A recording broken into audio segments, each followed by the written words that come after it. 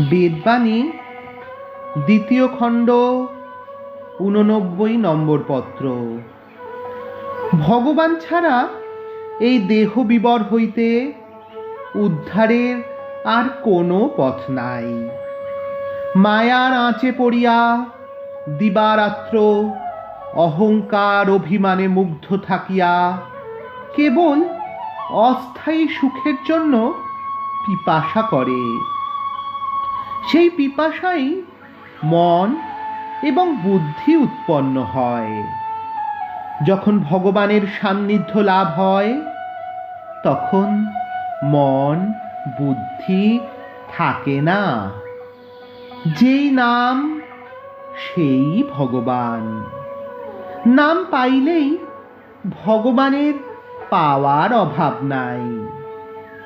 গুণ হইতেই মায়ার উদ্ভব হয়। সেই মায়াই অভাব।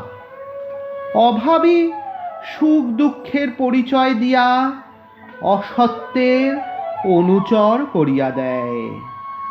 অতএব নাম যখন পাইয়াছেন তখন যে অবস্থাই হোক না, এই দেহত্যাগের পর নিত্যধামে স্থিতি হইবেই নিশ্চয়।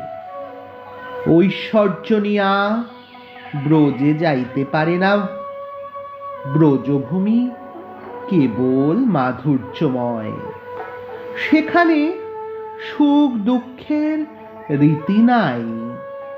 মন বুদ্ধিরও গতি হয় না।